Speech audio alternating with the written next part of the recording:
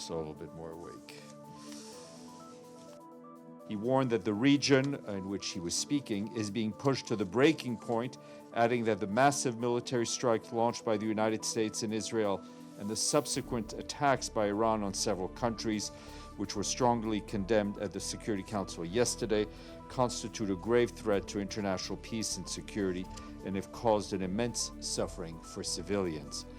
The Secretary General stressed that de-escalation and dialogue are the only way forward, urging all parties to cease hostilities, uphold international law, protect civilians, and return immediately to the negotiating table. The situation in the Middle East, our humanitarian colleagues, the region is home to some of the largest numbers of people in need of humanitarian assistance globally. The recent escalation risks deepening civilian suffering and causing further damage to already fragile civilian infrastructure.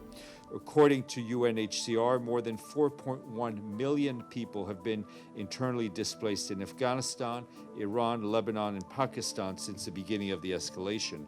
Additionally, some 117,000 people have sought refuge in another country.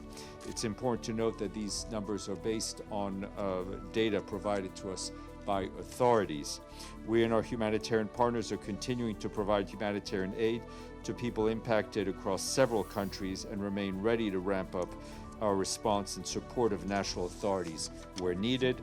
The UN, and just on Iran alone, our colleagues at UNHCR is telling us that between 600,000 and 1 million Iranian households are now temporarily displaced inside their country as a result of the ongoing conflict. This is a preliminary assessment, and that adds up to about 3.2 million people. UNHCR says most of them are reportedly fleeing from Tehran and other major and urban areas towards the north of the country and rural areas to seek safety. They said this figure is likely to continue to rise as hostilities persist, adding that, as you can imagine, it will just add yet another level of humanitarian needs. Also affected are refugee families hosted in Iran. Most of them are Afghans who are particularly vulnerable given their already precarious situation and limited support networks. UNHCR is adapting its response to these growing needs, working with national authorities and partners to assess emerging needs and strengthening preparedness as population movement increases.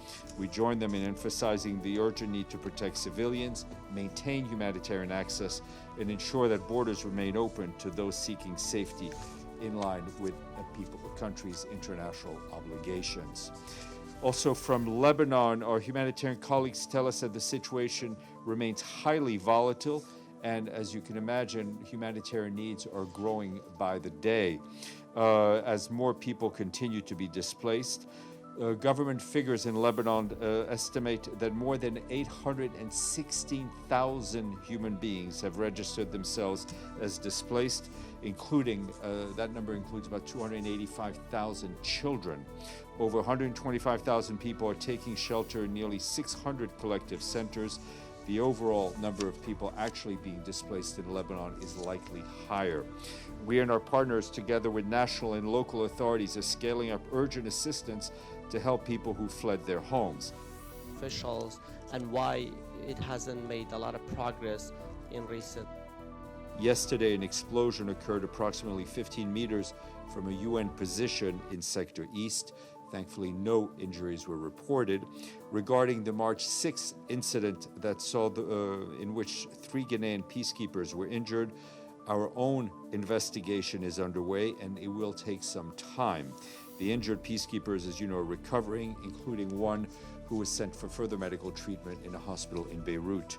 We continue to stress the obligations of all sides to ensure the safety and security of UN personnel and guarantee that civilians across the blue line and UN premises should never be targeted.